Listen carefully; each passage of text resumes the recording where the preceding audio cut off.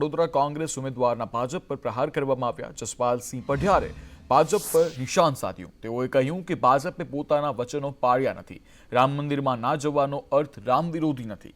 ક્ષત્રિય સમાજ નહીં, તમામ સમાજ કોંગ્રેસ સાથે છે। શહેર કોંગ્રેસ પ્રમુખ ઋત્વિજ જોશીએ પણ પ્રહાર કર્યા અને ભાજપમાં આંતરિક વિવાદ છે તેવું નિવેદન આપ્યું। આ વખતે પ્રજા કોંગ્રેસને સાથ આપશે તેવું ઋત્વિજ દ્વારા કહેવામાં આવ્યું।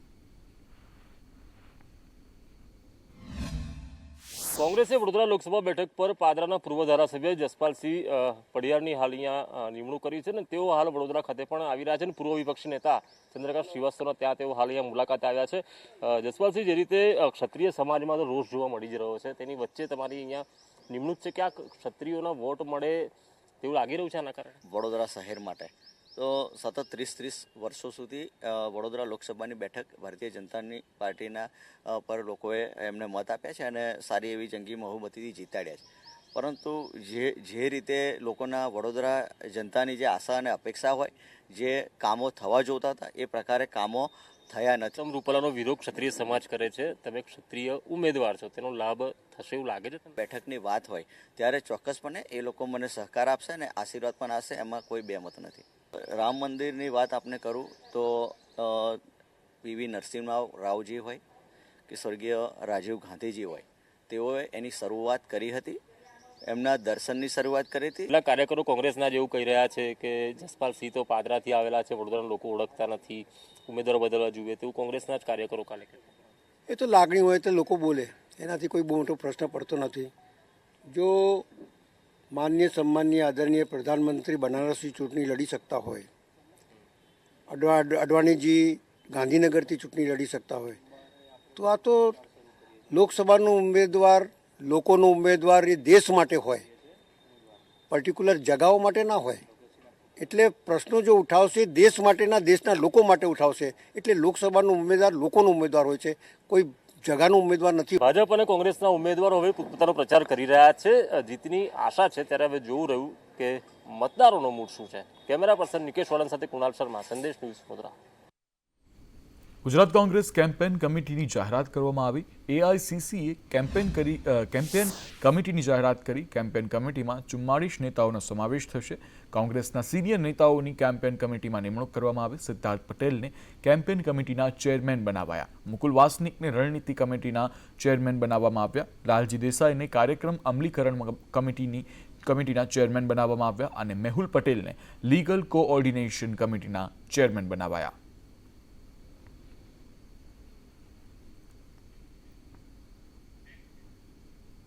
આગળ સમાચાર સાબરકાંઠાથી। સાબરકાંઠા લોકસભા બેઠક પર ભાજપના ઉમેદવારને લઈને છેડાયેલા વિવાદ હજુ યથાવત છે। ભેખાજી ઠાકોરને બદલીને કોંગ્રેસના પૂર્વ ધારાસભ્ય મહેન્દ્રસિંહ બારૈયાની પત્ની શોભના બારૈયાને ટિકિટ આપવાથી કાર્યકરો રોષે ભરાયા છે। ત્યારે ફરી એકવાર જિલ્લા કાર્યાલયે સ્થાનિકોએ ઉમેદવારને લઈને હંગામો કર્યો હતો। હિંમતનગરના ધારાસભ્ય વીડી ઝાલા દ્વારા પત્રકારોનો વિરોધ અને સાબર ડેરીના પૂર્વ ડાયરેક્ટર દ્વારા કાર્યકરો સાથે કરાયેલા અશોભનીય વર્તનને કારણે વિવાદ વધુ વકર્યો છે। ત્યારે ઉમેદવાર બદલોના નારા અને મોટી સંખ્યામાં એકઠા થયેલા કાર્યકરો અને સ્થાનિકોએ પોતાની માંગને ઉગ્ર બનાવી હતી અને વીડી ઝાલા જાહેરમાં માફી માંગે તેવી માંગ કરી હતી।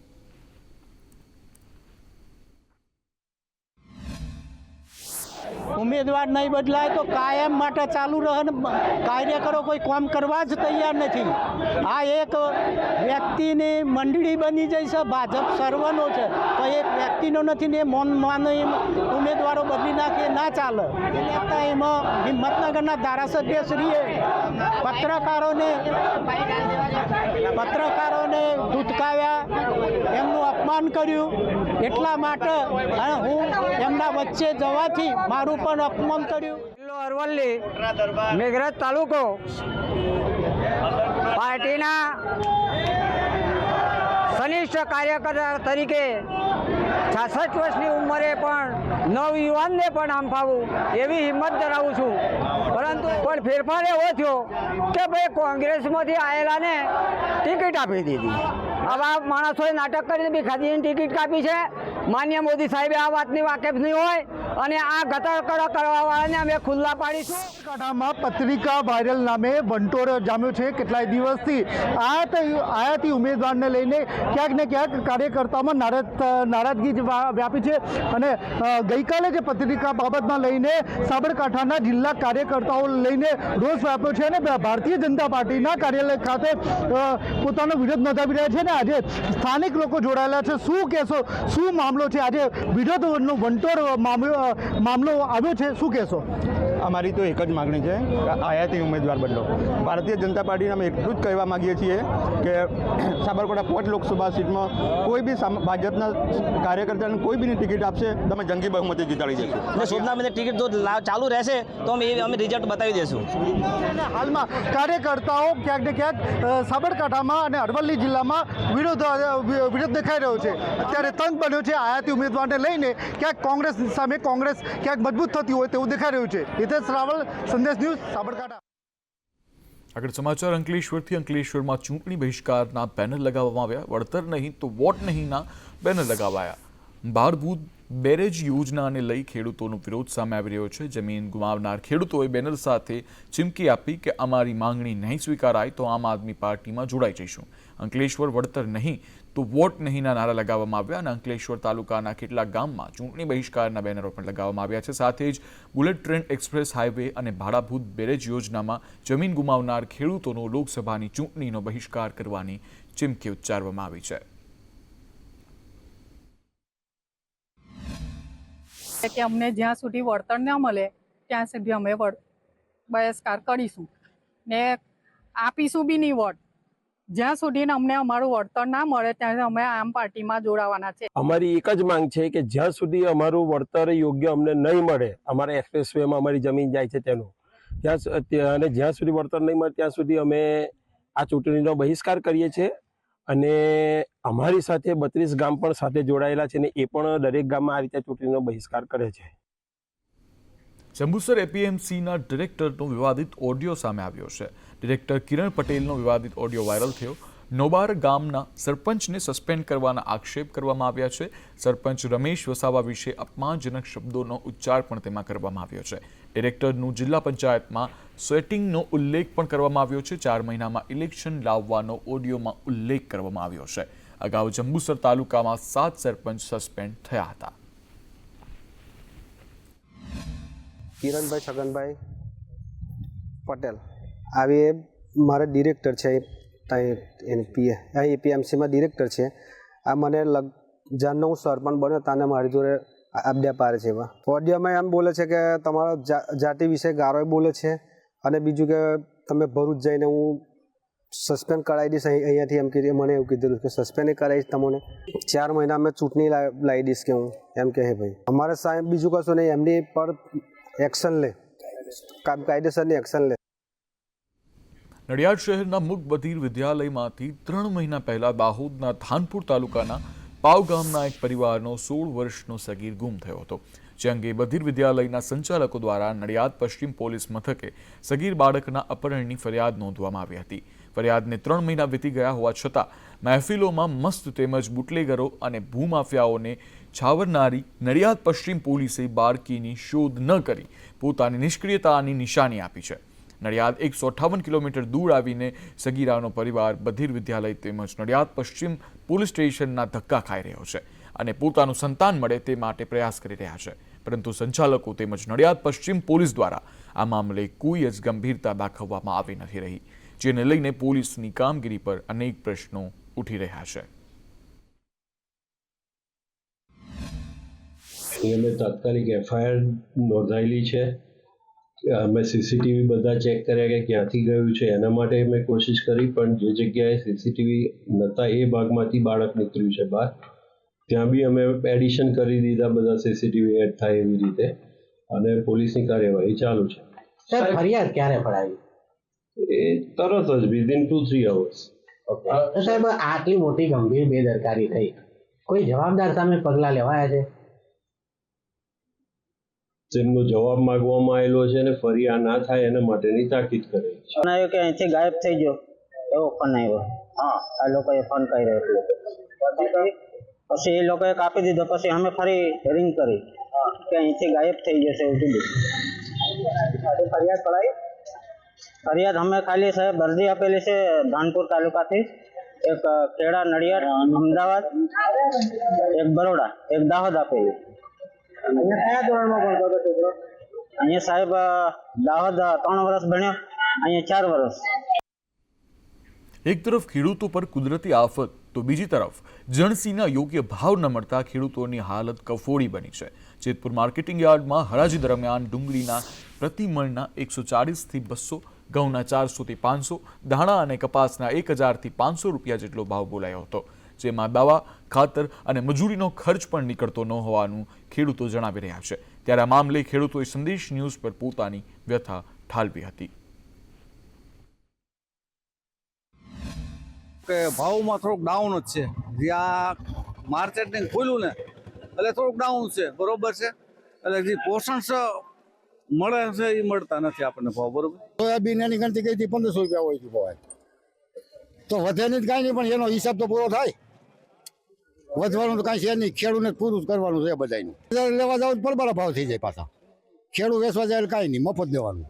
મજૂરી ખર્ચે નો જ નીકળે ને. ખેડૂતોને તેની મહેનત અને મજૂરીના પ્રમાણમાં પણ યોગ્ય ભાવ તેની જણસીના મળતા ન હોય તેવું ખેડૂતોની ફરિયાદ ઉઠી છે. ત્યારે અત્યારે આપણે જેતપુર માર્કેટિંગ યાર્ડ ખાતે ઉપસ્થિત છીએ અને અહીંયા વિવિધ જણસીઓની હરાજી થઈ રહી છે. એટલે તેઓએ જે મહેનત મજૂરી કરેલી હોય, ખાતર, દવા જે બધું કરેલું તેનો પણ ભાવ નીકળતો નથી. એટલે ખેડૂતને તો અત્યારે દાદિયા ઉપર દામ જેવું છે કે તેની મહેનત મજૂરીના પણ પૈસા નીકળતા નથી અને અહીંયા ખુલ્લા બજારની અંદર તેનો કોઈ ભાવ મળતો નથી. જ્યારે બહારની બજારની અંદર તેને જ વેચેલી જણસીનો ભાવ ખૂબ ઊંચા મળી રહ્યા છે. એટલે ખેડૂતોની ફરિયાદ છે કે તેનો જે ભાવ છે તે યોગ્ય રીતે ભાવ મળવો જોઈએ, જેથી કરીને તેની મહેનત અને મજૂરીના પણ પૈસા નીકળી જાય.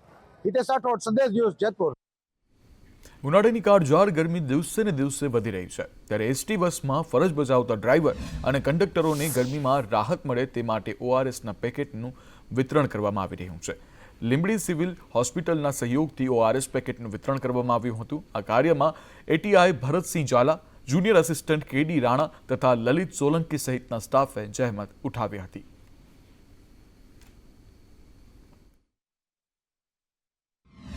હાલની જે કાળઝાળ ગરમી 41 ડિગ્રી પહોંચી છે, ત્યારે કર્મચારીઓને તબિયતને ધ્યાનમાં રાખીને આજરોજ રારા હોસ્પિટલના સહયોગથી તેમજ લીંબડી એસટી ડેપોના કર્મચારીના સહયોગથી તમામ એસટી બસોના રૂટમાં ચાલતા ડ્રાઈવર કંડક્ટરોને ORSનું પેકેટનું વિતરણ કરી અને તેઓ લોકોને હાલના જે વધારે તાપમાન છે એમાં તેમનું પોતાનું ટેમ્પરેચર જળવાય. અમદાવાદ સાયબર ક્રાઇમ બ્રાન્ચ દ્વારા શહેરમાંથી ગુમ થયેલા કે ચોરી થયેલા મોબાઈલ ફોનની વિગત મેળવીને તેને ટ્રેસ કરીને રિકવર કરવામાં આવ્યા છે. સાયબર ક્રાઇમ બ્રાન્ચે તમામ પોલીસ સ્ટેશન વિસ્તારમાંથી ગુમ કે ચોરી થયેલા 1000 ફોનની વિગતો મંગાવી હતી. જેમાંથી છેલ્લા 3 મહિનામાં ટેકનિકલ એનાલિસિસ કરીને 9,20,000ની કિંમતના 92 જેટલા મોબાઈલ રિકવર કરીને મૂળ માલિકોને પરત આપવામાં આવ્યા હતા. મોબાઈલની લે વેચમાં કોઈ ગેંગ કે ટોળકી સંકળાયેલી છે કે કેમ તે અંગે પોલીસે વધુ તપાસ હાથ ધરી છે. Ahmedabad cyber crime police station દ્વારા અમદાવાદના દરેક પોલીસ સ્ટેશન પાસેથી ગુમ અથવા તો ચોરી થયેલા હોય એવા મોબાઈલનો અને એવી જે એન્ટ્રી મળી હોય છે એમનો ડેટા મંગાવવામાં આવેલો હતો અને છેલ્લા 3 મહિનામાં એમનું ટેકનિકલ એનાલિસિસ કરીને Ahmedabad cyber crime police station દ્વારા ટોટલ 92 મોબાઈલ્સ રિકવર કરવામાં આવેલા છે અને આજે તેરા તુજકો અર્પણ ઇનિશિયેટિવ હેઠળ આ લોકોને તેમના મોબાઈલ પરત કરવામાં આવેલા છે. ઉનાળાની કાળઝાળ ગરમી વચ્ચે જૂનાગઢના સાસણગીર અભયારણ્યમાં કૃત્રિમ પાણીના 500 જેટલા પોઈન્ટ બનાવવામાં આવ્યા છે. એક તરફ કાળઝાળ ગરમી અને બીજી તરફ જંગલમાં વન્ય પ્રાણીઓ માટે પાણીના સ્ત્રોત સુકાઈ ગયા છે. ત્યારે વન્ય પ્રાણીઓ માટે પાણી પીવા માટે વલખા મારવા પડે છે અને વન્ય પ્રાણીઓ પાણી માટે વલખા ન મારે તે માટે વન વિભાગે આયોજન કર્યું છે. સિંહ સહિતના વન્ય પ્રાણીઓ માટે વન વિભાગે કૃત્રિમ પાણીના પોઈન્ટ બનાવવામાં આવ્યા છે. કીડીથી લઈને સિંહ સુધીના તમામ જીવજંતુ અને પ્રાણીઓને પૂરતા પ્રમાણમાં પાણી મળી રહે તેવી વ્યવસ્થા રાખવામાં આવી છે.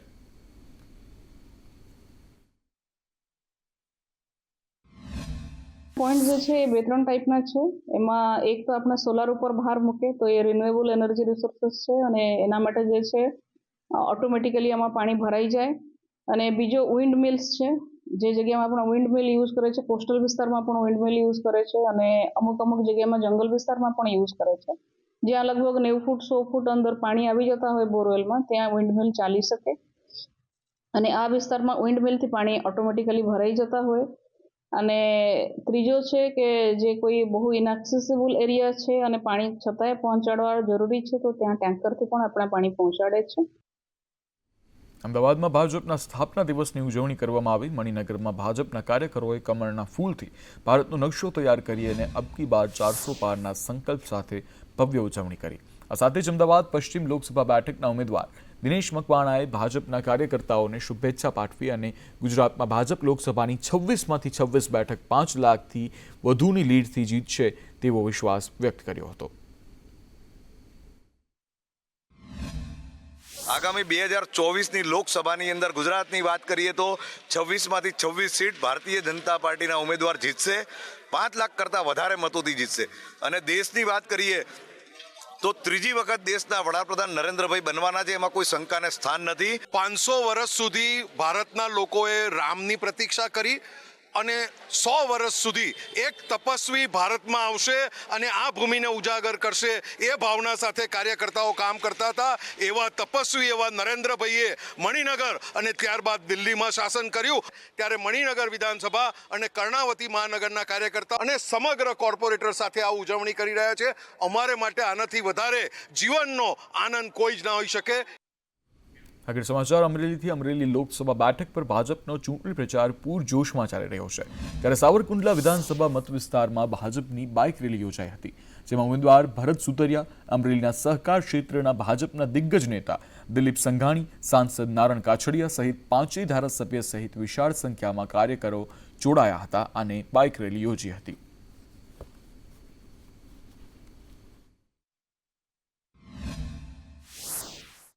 ડિગ્રીના તાપમાનમાં અમારા ધારાસભ્ય મહેશભાઈ કસવાલાની આગેવાનીમાં આજે બાઇક રેલી નીકળેલી હતી અને એની અંદર 5 ધારાસભ્ય હીરાભાઈ સોલંકી, જનકભાઈ તળાવિયા, અમારા જેવી કાકડિયા, કૌશિકભાઈ વેકરિયા, દિલીપભાઈ સંઘાણી, નારણભાઈ કાછડિયા અને અમારા લોકસભાના ઉમેદવાર ભરતભાઈ સુતરિયા આ બાઇક રેલીમાં જોડાના હતા.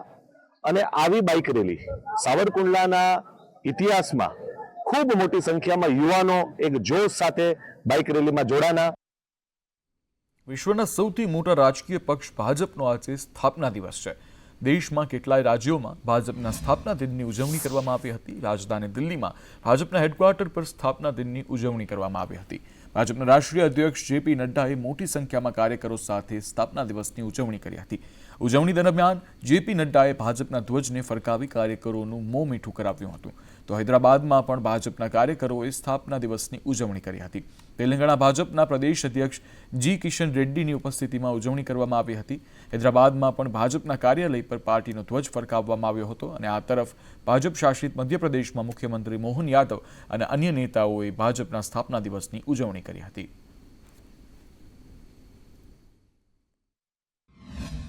भारतीय जनता पार्टी के स्थापना दिवस के अवसर पर,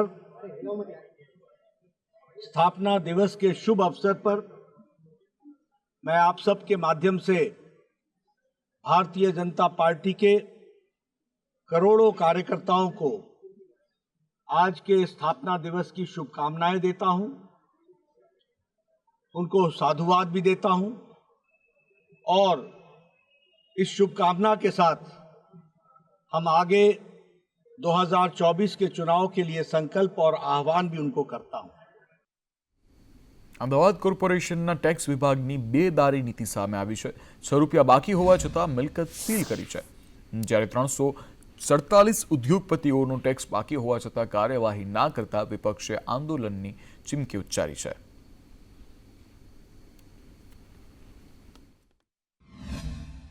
कुल मिलाकर सभी जोन की मैं बात करूं, 147 करोड़ रुपए का टैक्स उद्योगपतियों का भारतीय जनता पार्टी वसूल नहीं कर पाई.